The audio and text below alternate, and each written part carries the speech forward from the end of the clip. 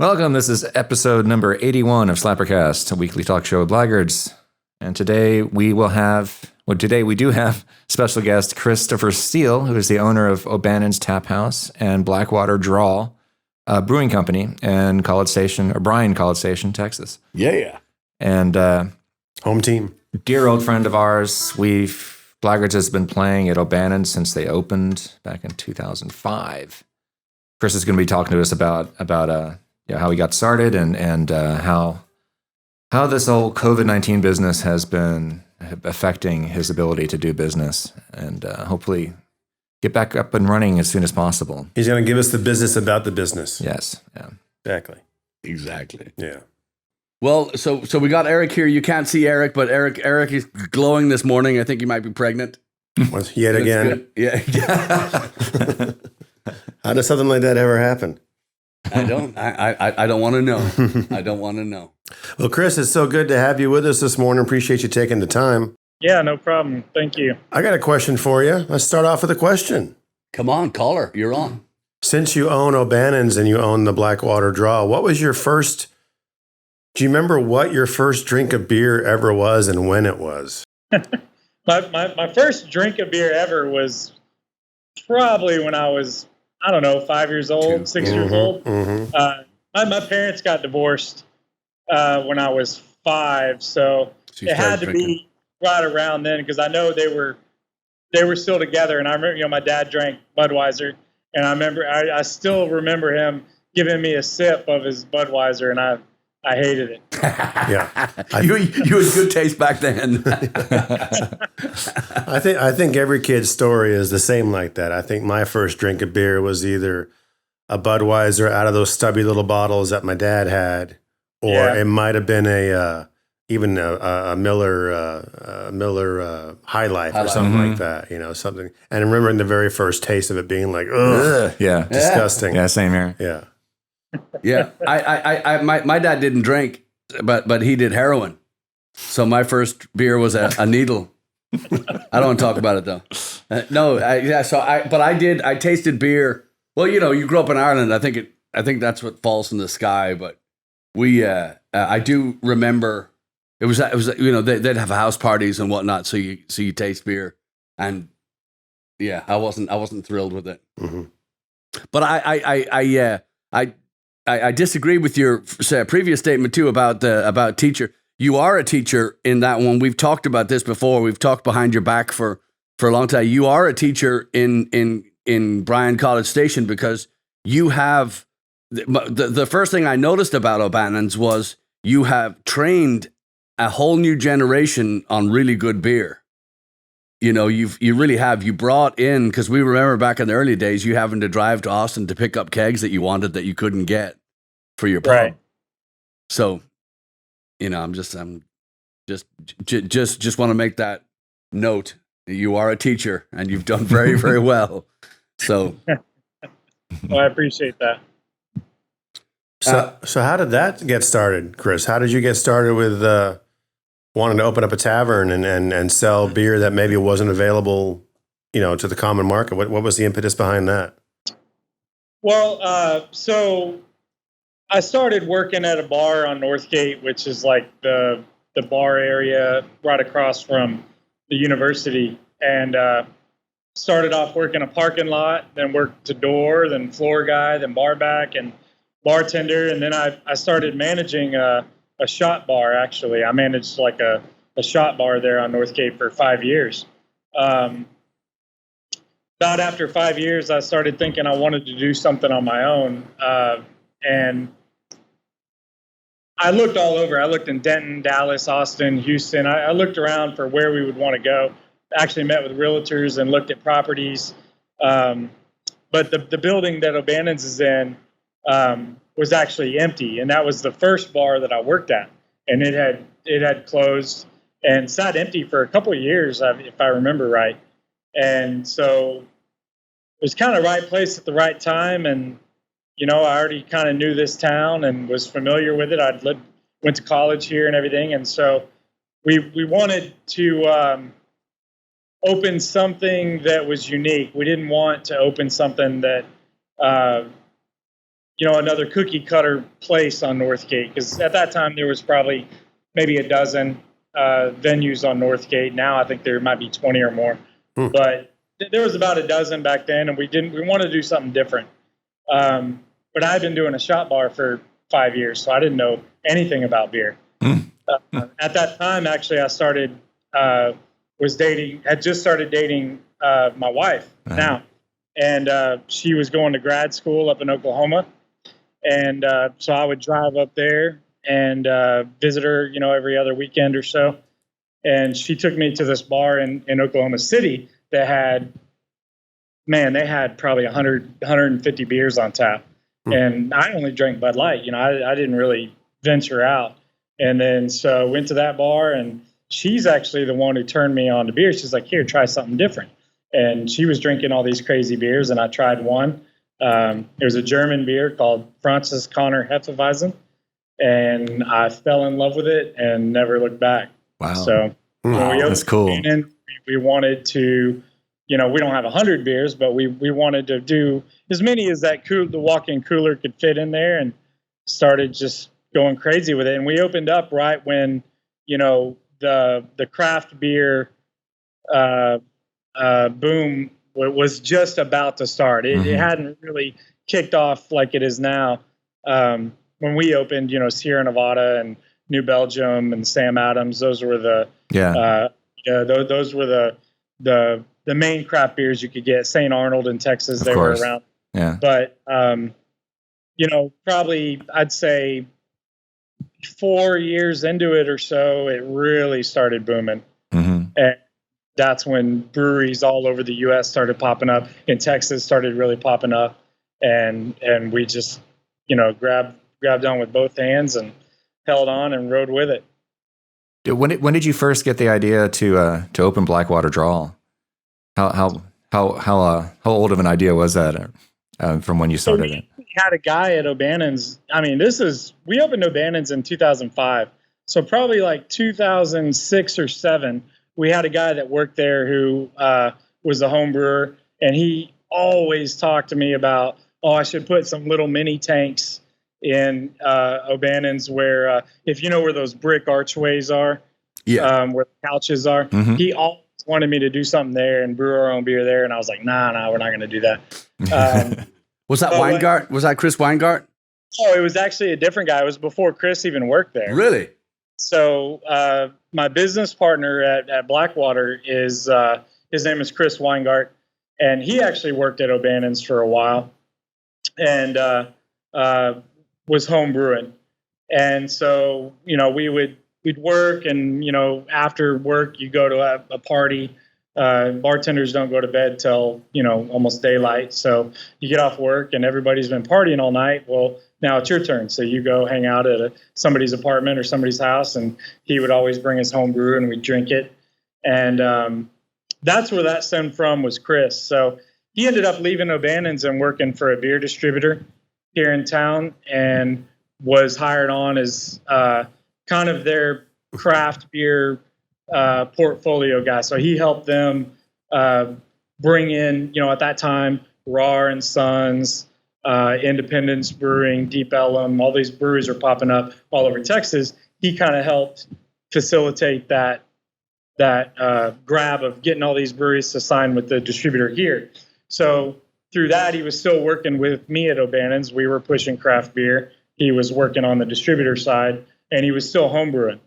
And so that's kind of where that idea came from. We actually went to, right before St. Patrick's Day, usually in like February, Dropkick Murphys and Flogging Molly would come through Texas doing a little tour. And we went to a Flogging Molly concert in Houston. And Chris and I both went together. And he just randomly said it. He was like, we should open a brew pub. Mm-hmm. And I was like, yeah, we should. That would be really cool. I was like, I gotta check with my wife first, but smart man. So there we went. Well, I want to rewind a little bit too. I think you would have done this anyway. I just obviously with your love of beer, I think that would have happened eventually anyway. But of course, without O'Bannon's, it wouldn't have happened so fast. I believe, right? Oh, of course. Right. So O'Bannon's is. And we speak so highly of O'Bannon's, not just because we kind of feel like we grew up there. You know, I mean, I was in the store a couple of weeks back, and somebody recognized me, and he's from College Station, and just the light that went off, you know, when he saw me, because it reminded him of his O'Bannon's days, and big loud room packed to the gills, and everybody. So I want to go back to the beginning of O'Bannon's, when obviously you had a vision of an Irish pub. So how was bringing an Irish pub into College Station? How'd you come about? Yeah. So again, we wanted to do something different, something unique on Northgate and in town. So that kind of went along the lines of like, let's open an Irish bar and then put a bunch of beer taps in it. We didn't have anything, man. We I don't know if y'all remember, y'all came a few months after we had been open, but man, when we first opened, it doesn't even look like anything now in there. We didn't even have any tables. There were some booths that had been built from the bar before, and that's all we opened with. We didn't have anything. We had it looked like crap in there. It was like standing room only. There was no tables. There was no nothing. Remember back then you could even smoke in the bars. So I remember. Yep. People packing in there with no tables and chain smoking everywhere. It was crazy. And then, but it's always been an evolution. Like, it's always been something that we put money back into and try to do our best to, design it in a way that fits that Irish pub look and decor. We've always rebuilt and redesigned, to try to better suit the vision of what we want it to be, the atmosphere when you walk in there. Mm-hmm. Yeah, well, you nailed it. I mean, it really did nail. I remember that because we'd play, as you walk in, you take a left and you just go, we played in that corner, and the tile floors, and we were just there, so we're actually lower than where the bar is, but you're eye level with everybody. So I mean, and we still to this day, it's one of the it is the most the most polite crowd. And when I mean crowd, I mean shoulder to shoulder, just it had potential to be an absolute train wreck. And we never had a problem there. We never, ever, we never had anybody step out of line. There were a couple of times where one person would, just, screw up, and the crowd would kick him out, it would be, but it would be one time. And to this day, there's never been another bar that we played at with to such ferocious, amount of people, and that everybody being as calm and as well behaved and well mannered, and just a great atmosphere. So, we have to take our hats off to you for that. We've been lucky that it's a real, laid back, chill place. It gets rowdy when you guys come. I think the reputation of how it normally is, I think everybody packs in there when y'all come, but they know how it is. I mean, I could probably count on one hand the issues we've had there in 15 years. Yeah. Where it's just been, we've always just been real easy going, real chill, no problems, from the crowd. Yeah. I got to say one thing too, Chris, is I've only been there a couple times to play, and I want to remark how polite and how well trained the staff is as well. I mean, everybody that I've talked to that was a staff member there was super friendly and nice. They knew their job, so that's a tribute to you picking the right people and training them correctly and how to work in a bar, which can be a challenging situation even on a quiet night. So right. Yeah, but when you work the parking lot and you work the door and you work you've done all those jobs. So when you ask somebody to go do it, you've done it, and they you're not asking them to do. So and how's Stephanie through all this? So Stephanie, you guys have been married for how long? Long enough. No, 14 years. October will be 14 years. Well, yeah, and. Of course, we met the whole gang when we first started playing there. We met the God, so many people have come through there. There's all, and we're still in touch with a bunch of them. People from the very, very beginning when O'Bannon's kicked off. God, just so many, so many Guinness toasts, so many Paddy's Days, so many. It's just nut house, man. I can't believe it's been this long.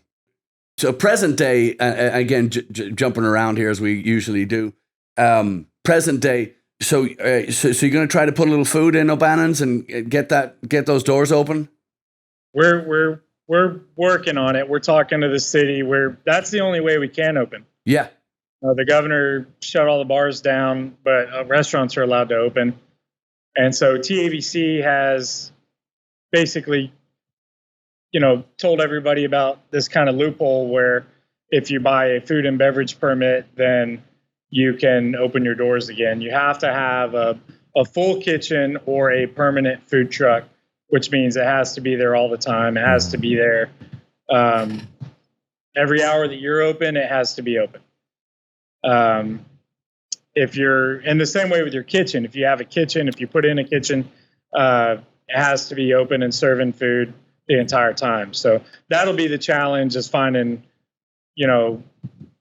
back of house, like kitchen guys that want to work till midnight, 1 a.m, even 2 a.m. But yeah, that's the only way. And it's going to be difficult too, because the food and beverage permit caps your alcohol sales at, say, 60%, but the governor's order, the G828, would cap us at basically 50%. We have to sell more food and non-alcohol than beer, or we would just get shut back down.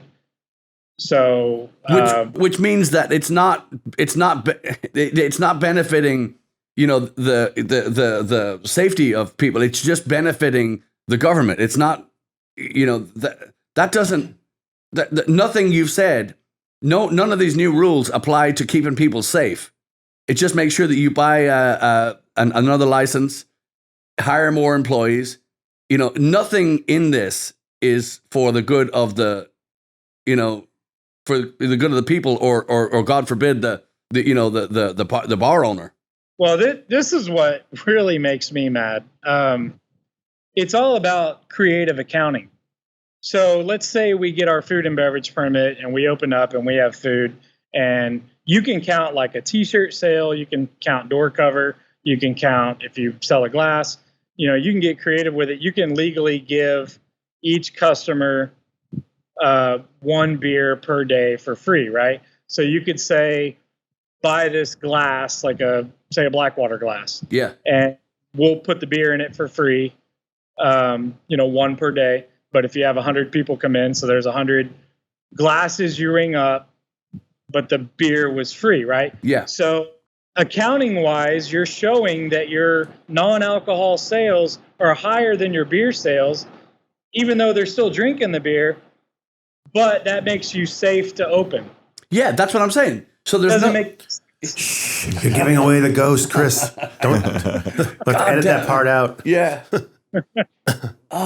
I'm just, we're bringing this up to, for many reasons. The frustration is just, it can't be put into words how frustrated, we know how, I've been sharing your posts on the social media just because it's been, and people have, the people that I talk to and us, we talk about just it would be different if there was some end game, if there was a payoff, but there isn't a payoff. There's no, there's no light at the end of the tunnel for you guys. It's just spend more, creative accounting, work your ass off trying to get all this crap to the finish line. But the finish line just means that you're worn out, and at the end of your wits, and the government's sold more food and kitchen. It drives me crazy. Yeah. But so we were talking about, because Blaggards, we want to come up there. We want you to get open. We want to come up there. We want to do a couple of shows. We've even talked about doing the R-rated shows. We've been doing our live streams and having fun with them, and nice. But I think, out of balance too, we'd like to do an after hours, if you will, over 21 R-rated show. Get the So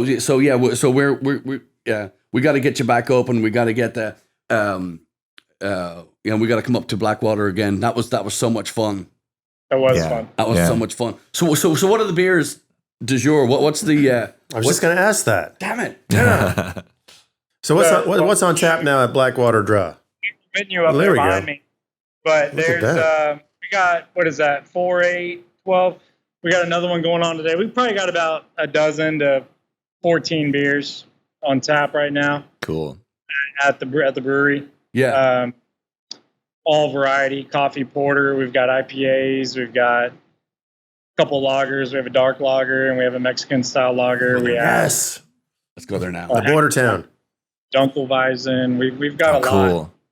So we try to keep it fresh. That's the thing. Like with all the bars closed, that we don't have anybody really to sell to. There's a few restaurants in town, and we sell a little bit to the grocery store. But most breweries right now are not putting a lot of beer in kegs. They're doing most of their beer in package because they can sell either at the grocery store or they're selling beer to go out of their tap room. So your people are, picking up 6-packs and stuff, and that's about to get hairy because they're saying there's an aluminum shortage for cans. Oh. So we went from, being about a month out on getting new cans to 10 weeks out. So you got to really plan for what beers you want to do and order the cans over 2 months out just to be able to get them in time. So that's been a little bit of a frustration, but it's also been good for variety because we're ordering just blank cans and ordering just some hand sticker labels that we put on them. And we've probably got, 5 or 6 beers right now that are just small batch beers only for the tap room. We don't send them out to the grocery store. We just sell them to go out of here. And we just, put them in little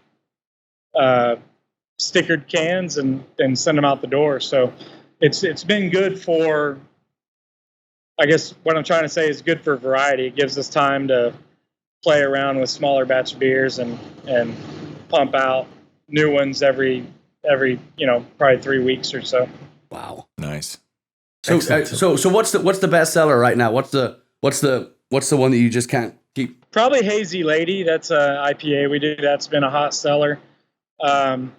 So dark beers. It's hot in Texas. It's summer, so dark beers usually slow down. But we have a Mexican vanilla stout called Shut Up Meg, and that one's been flying. We ran out of that one more. It's about to go back on tap here in the next few days. But that's been a heavy hitter for us, and that was only we did it a few years ago when we had our restaurant. We had a manager there named Megan, and she always wanted us to brew a vanilla stout, and we kept putting up, we made it, and Family Guy, he's always like, shut up, Meg. So that's why we call it Shut Up, Meg.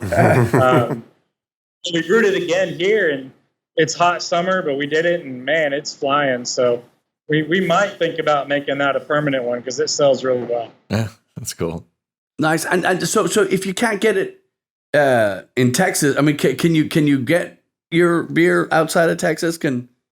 No, currently, if I'm not mistaken, the current law still says that brew pubs we can't distribute outside the state of Texas. So, that's fine for us. We're small, We're not even in Dallas or most of Texas anyway. We're primarily here. We just started going to Houston, actually. Not Houston proper. We started distributing to like Tomball, Cypress, Conroe. Yeah. Cool. And we actually bought a van and to make these deliveries because we were self-distributing down there. And we bought a brand new van and made our first delivery, and then COVID hit and everything got shut down. Well, if it makes you feel any better, in Dallas they only drink milk.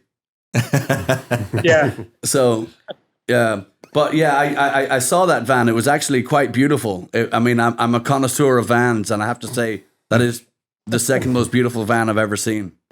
So There you go. good choice. Yes. Okay. So you can't deliver now? You can't deliver to Houston? We can. We've done a few.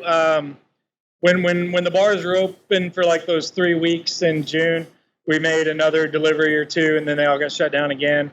And then we just started back up a couple weeks ago. We didn't deliver last week, but the 2 weeks before that, we made some deliveries each week. Okay. Yeah, because we need to. You don't personally drop them off, do you? Yeah. You do. Okay. Good. Oh, Yeah. cool. Good to know.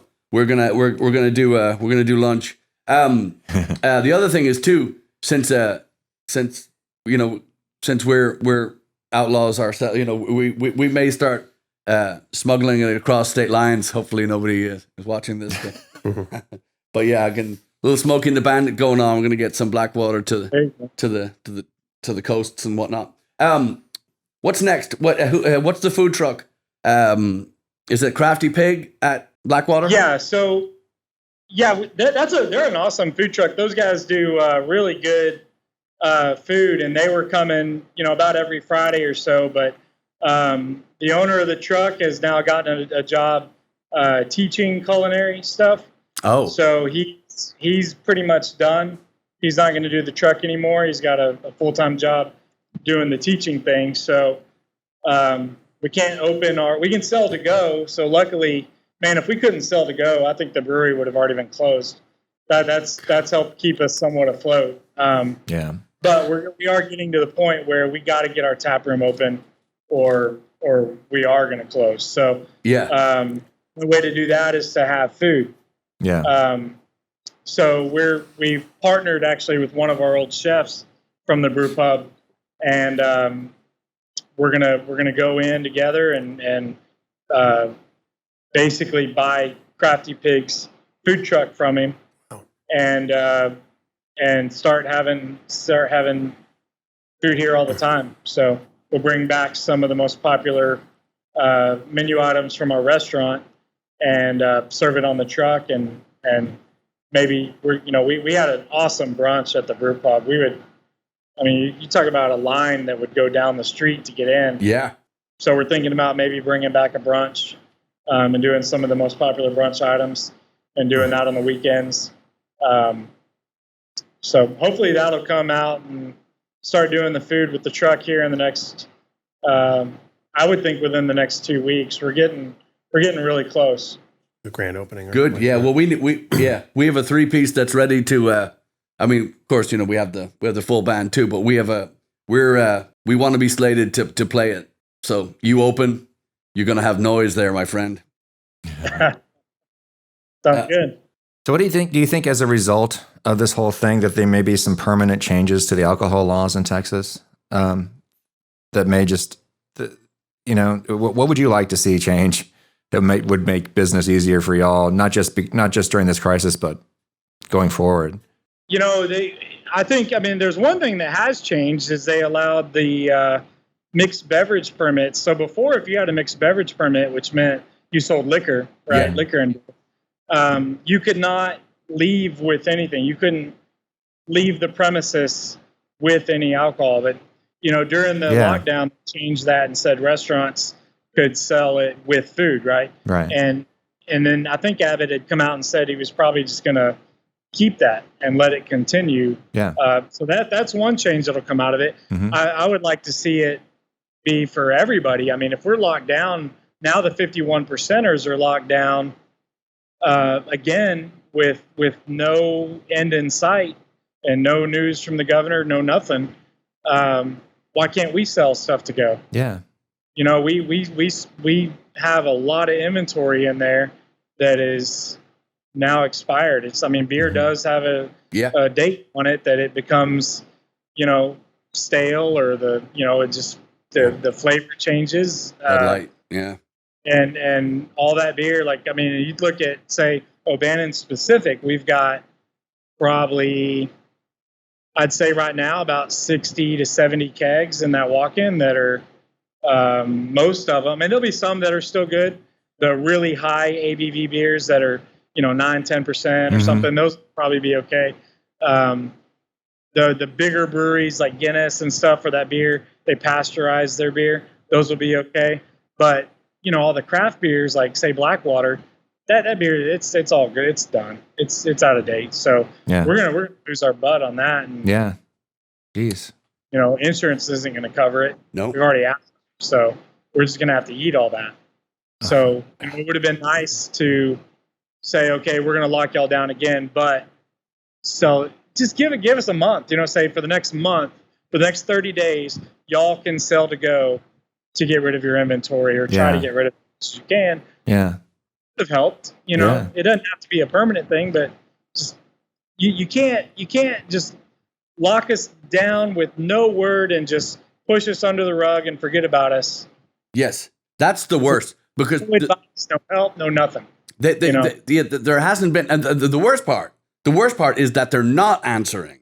They're not. I've seen the back and forth, and the only person that's not answering back is the government. So they're all just kind of closing their eyes and shutting their ears and just head in the sand. So hopefully it all goes. But they're not. So that's the worst part is the unknown.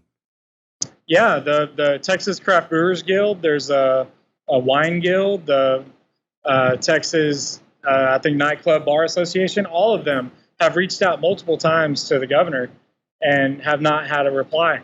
The only thing I've seen is I think a week ago he did a press conference in Lubbock. And somebody asked him a question, and he did mention, well, when the positivity rate gets under 10% for an extended amount of time. But, man, that's the first time I've ever heard anything from him in over a month. When we got closed down, I think June 26th. So, I mean, it's been over a month, and we finally heard something from him. But that wasn't even a direct address to us. That was, talking to somebody else. Yeah. And it doesn't just hurt the owners, it hurts the staff. Oh no. I've had some staff that understandably they're not going to be coming back. They've gone off and got other jobs. So that's going to be hard to open back up and have to train a whole new staff again. Right. Yeah. But it affects them. It hurts them. It hurts, I'm sure you guys know firsthand, it hurts musicians. You don't have a place to go. That was a steady, stream of income for you guys to go play at venues. It hurts distributors, small craft breweries, distilleries, wineries that are distributing out to these accounts that are shut down. I mean, it just keeps growing as the amount of people it affects when, our side of the industry is shut down. It affects a lot of people. Yeah. Yeah. I know. I keep looking for any bright side, and there's not. Every time you turn around, it's just worse and worse. And and it's snowballing. It's not, with the unknown and also the no direction from the top, meaning nobody knows to, there's the people that won't wear a mask and the people that are all for it. And the two sides, like they hate each other, but nobody knows, I know for a fact that a bar that's selling more food right now is not helping with the spread or just God. Yeah. Yeah, I mean, there's places here in this town that are open because they're a restaurant, right? Yeah. And I've seen them. They got a line wrapped around the door to get in on a Friday night. And, yeah. I mean, and it's okay. They're getting away with it. So it's fine. I mean, I don't want restaurants to close. I want everybody to be able to open. Yeah. Within reason. I mean, when we opened, for those 3 weeks, I took tables out of abandons. The tables that were fixed that I couldn't take out, I roped them off to make sure that, like you have 3 booths, I roped off the middle ones. So the 2 outside ones were plenty of space apart from them. We can do table service. We can do everything that a restaurant can do. We're just not allowed to, Yes. And that is the most frustrating part. Like you said, with no word, it's how do you plan? Yeah. We don't know if it's going to be in a month. We don't know if it's going to be December. We don't know if it's going to be 2021, and how do you plan for that? Do you have to, what kind of deal can you work out with your landlord? A lot of landlords don't. A lot of landlords will, you see the posts from people and you see them talking on the news, and they're saying that they still owe, thousands of dollars in rent every month. And so, if they're going to go try to get a loan to keep their business, to pay utilities, to pay insurance, to pay rent, to do all that, how big of a loan do you get? You don't want to have to take off too much debt, So are you planning for 2 months? Are you planning for 4 months? And I understand that the governor can't predict the future. I mean, he doesn't know the answer as to when this is going to, in a sense, go away. He doesn't know when that's going to happen. But the fact that there's no word at all, like, he's never addressed us. He's never come on and said, hey, 51%ers, this is what I would like to see. I would like to see the cases go down to here. I would like to see this. There's just been no direction. It's been utter silence. That's the most frustrating thing, is how do you plan? And, going back to who this affects, people get mad at these landlords that are still charging rent, but, you got to look at it both ways. They've got their bills too. They've got their livelihood as well. So, it's a really tough situation that we're all in. And I think the second lockdown for the 51%ers, and this isn't just bars, this is breweries, wineries, distilleries. Yeah. The second lockdown has been a lot tougher. It's been a lot slower. Like the first lockdown, selling beer to go at Blackwater, we actually were surprised at how well the beer to go sales were going. The second lockdown has been drastically slower. And I think the reason for that,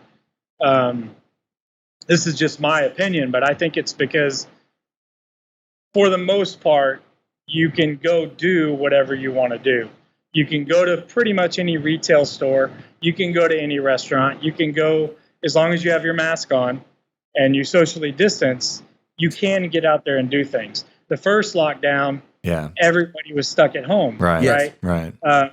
So they would come over, they'd buy their beer to go, they'd go to the restaurants, they'd do that. People drinking, they haven't stopped drinking. They've just changed where they're going to drink. Mm-hmm. Yeah. So they're going to the restaurants, they're going to the places they can. And man, I went to, we had a meeting with our food rep about opening the food truck.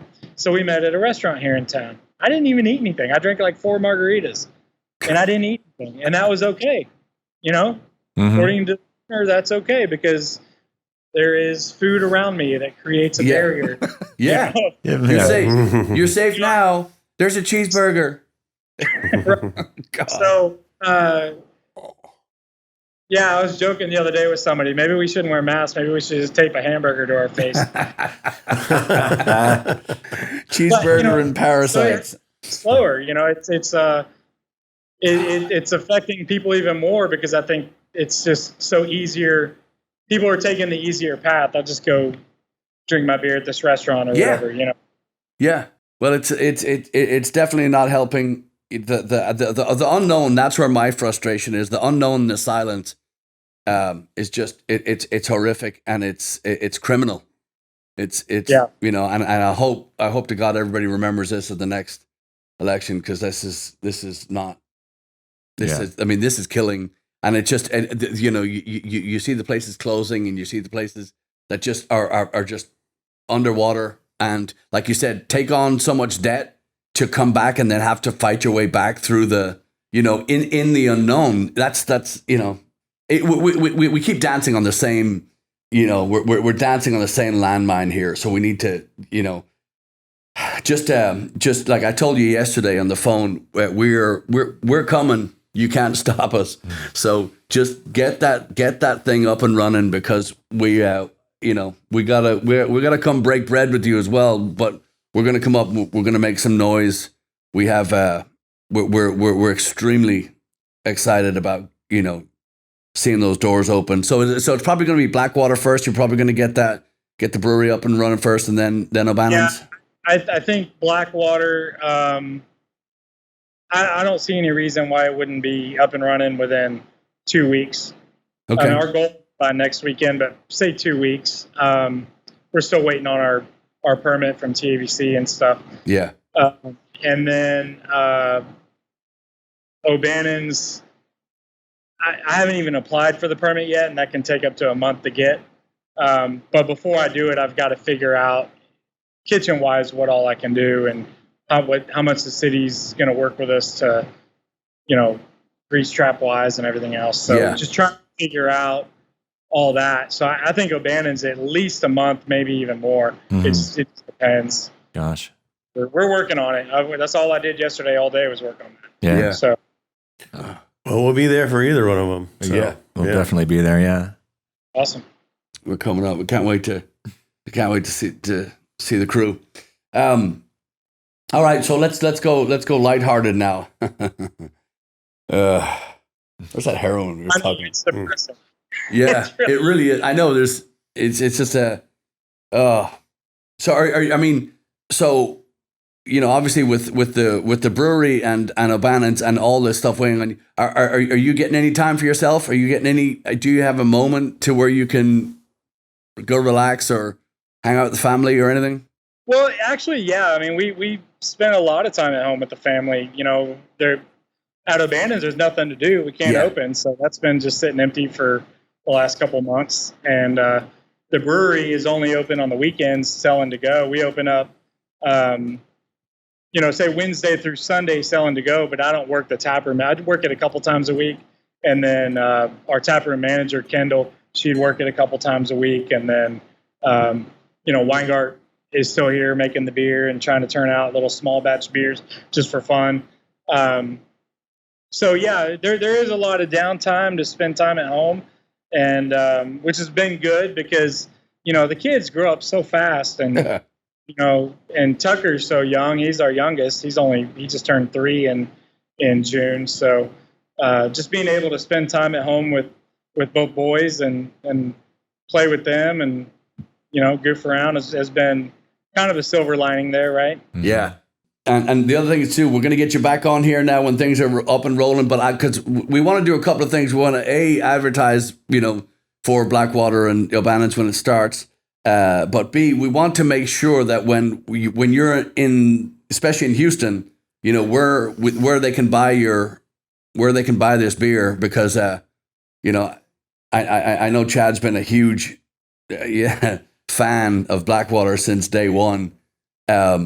So we need to be able to push, let people know where they can get it, because it's not just a family business. It's our family business. We've been watching you guys since this is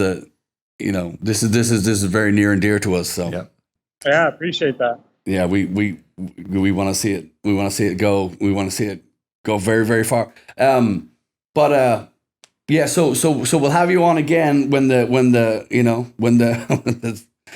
days are brighter and hopefully we're all back to work. We've been sitting out since March, so we're ready to go back and try to relearn our craft. Get you back on, but yes, say hi to Stephanie and the boys and and all the crew, and don't. Just let us know. We only need like 2 minutes notice. We'll be in the van and heading that way, coming up to see you. Yeah, sounds good. So get that food going, and we'll be there. Yes, with bells on. Ooh. And nothing else. Wearing nothing but a smile. All right. Cool. Well, listen. Thank you for doing this, and we need to just everybody, write your congressman and tell him, answer the fucking questions or it's going to be war, right? But we'll see you, and we're, can't wait for this stuff to pass by, because there's going to be a lot of stories to tell from this. There will be. Y'all hang in there too. I know it's affecting you guys. So yeah, yeah. But thank you. Yeah. We need you open first, though. So let's go. I'm trying. Get to it, man. Thank you so much, Chris, and not just for O'Bannon's, but for everything you've done for the community, and thank you, and just we're thrilled you're still here. So all right, yeah. Keep strong. All right, we'll chat soon. Thanks, Chris. Okay. All right, see ya. Thanks a minute. Take it easy. Ooh, pictures. Hello. Yeah, he's That's like Chad said, he's been a friend of ours for since O'Bannon's open. But another thing, one of the things that people don't know about O'Bannon's is not just it been a favorite of ours to play, but it's always it back in the day it would be, if we had a gig cancellation or a rain out or something, we could call him, no joke, on a Friday afternoon, 3:00, and he would say, "Come to O'Bannon's." We were doing it to go play, to fulfill that night, somewhere.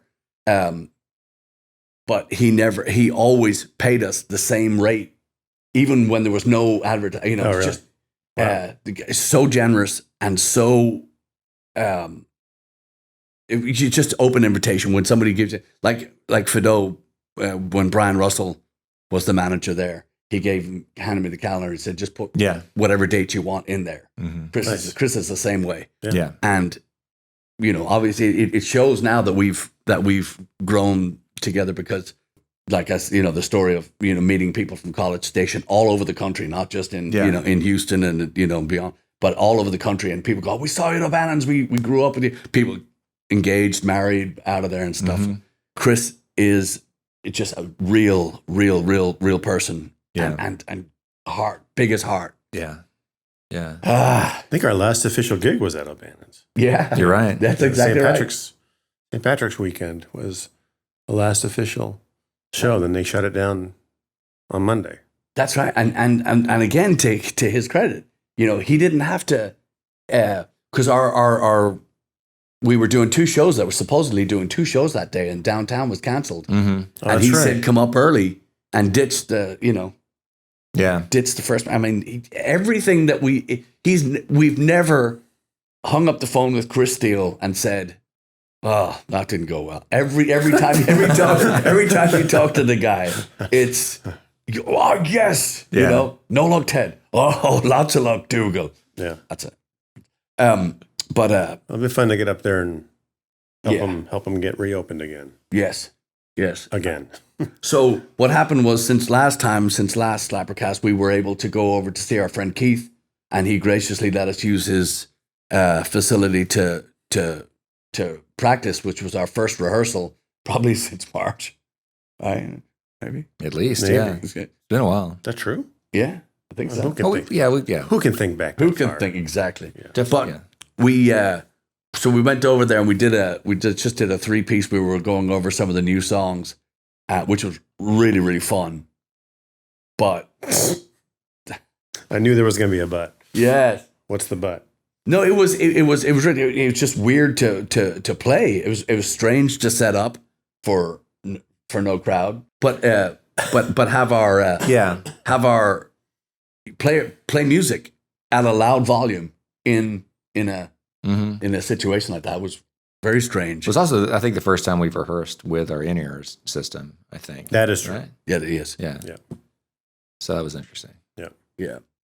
And but the good thing about that is we now after the rehearsal we go, "Ooh, we should do that again." Yeah. Yeah. It is not the same. If you play an instrument and you take some time off, you better allow yourself some time to come back and do the. Well, even practicing by yourself is one thing. I mean, that's good to get your technical stuff up, but the idea of playing with other people, that's kind of important.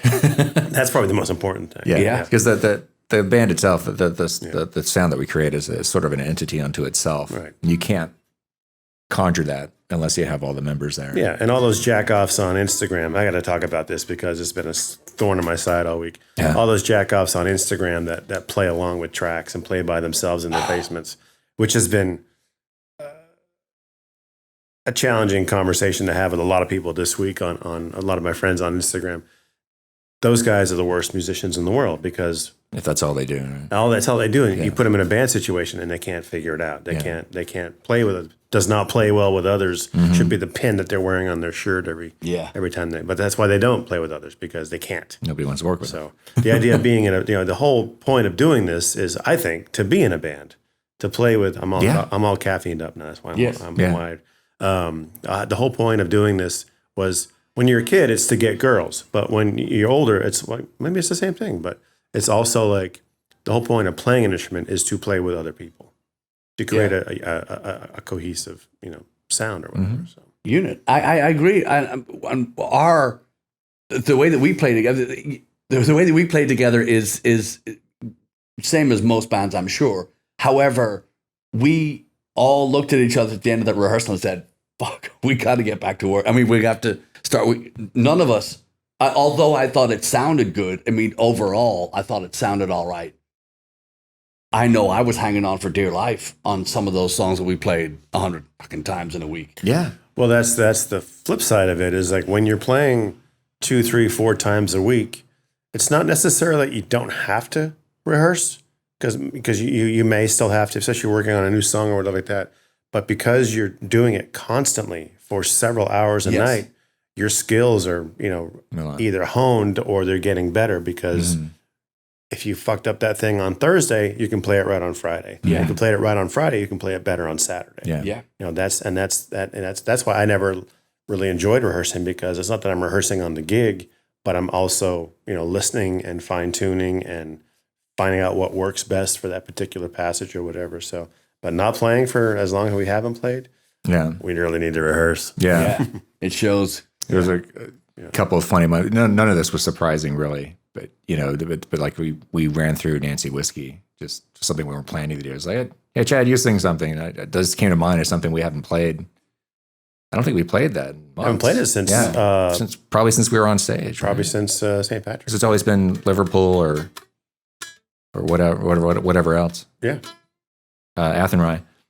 And we got to the end where I played the lead melody on bass, and I just that's right. It was just like my brain was running a program, and it got there, it was just like blank. Yeah. It was just like shit. I'm not laughing at you, I'm laughing near you. But that was, I remember like looking over and just I'm supposed to do something here. What is it? Damn it. Yeah. And I look, it was fun. Yeah, and that particular part of the song. Now, when you're playing in a band that's musicians playing together, when you did that, the song should, So yeah, band that's playing together, that part of the song should just carry on with the two of us. Mm-hmm. But it didn't, because we play in such a way, we play off each other that. So I just stopped playing because it's now if it's on stage, that's not going to happen because you're in a different. You really play at another level on stage, and that's that sound to me that sounds pompous here in this room, but you really do you use a whole nother side of you when you're performing because you're not. But and at that moment, because the bass, I always use the analogy like it's if you're all riding on the same skateboard. If the guy in the back or the guy in the middle, if somebody starts to fall off, everybody's gone. Right. It's just, you feel it immediately. Yeah, that's how good. That's how music is when you play together and you play together well. Mm-hmm. It ends up being the whole thing just kind of shakes fun. Now, when you're doing it live, when you're in front of an audience, what's that like? When you do that, that's when your that killer instinct kicks in, where you just make it better. You cover for each other. Right. But in a situation like that, we were all kind of falling off the. I'm laughing actually. Yeah. Good. Fun. I mean, very, very, very, very telling. At how quickly that went to shit. But it was fun too. It was fun playing different, melody lines and trying to come up with stuff on the fly. I was excited. Keep an eye on the time too. I know. I don't have my watch. Oh, it's 11. Do you need to go? Oh shit. Oh. Yeah. I didn't realize it was that late. Yeah. No worries. Yeah. No worries. It's okay. Good. So let's just wrap this up. I knew this was going to happen. So. Yeah. Sorry. So what we'll do is we as usual, thank you all for listening, and I want to say that we are going to do we're going to be doing a few more live streams coming up. We'll get to all that. Visit our website and whatnot. But I do want to say too that Kelly, we will answer your questions on the next. Yes. On the next episode. Our loyal viewer Kelly has been been gifting us with many wonderful questions. Oh, good. We have not had time to get to, but we will probably next week. Yeah. I like question and answer time. It's fun. Very fun. And there's been a few more questions too. We're going to have to get to them, but Kelly's are pressing because they were very. She's been going back through the catalog, listening to different. I don't remember what. So we're going to get to that, but also that we one of the big live streams that we will be doing will be at Sherwood. Coming, they're going to do their Celtic Music Festival online, and we're gonna with Jeff Duncan, we're gonna go up, and gonna be a lot of surprises in that one. That's going to be a really fun one. So. So we'll give you the dates and we'll give you all that information. And we have a few more. Laurie had another shipment of masks, another batch of masks made. So if you're looking for face masks and you want to be cool, you want to get to you can go to our website and also we're making the calls. We have some local clubs call us about coming back, and we're gonna go to Blackwater Draw. And reopen them. We're going to open them with a bang, and we don't know how that's going to go. But I would hope that we could do an over 21 X-rated show for that. Been a while. Fuck yeah, dude. Unexpurgated Blaggards. Yeah. So thank you for listening, and continue to check in because we can't wait to see you, and it's coming. It's coming. We're going to make it happen. Yes, sir. All right. See you guys. See you next week. Thank you all.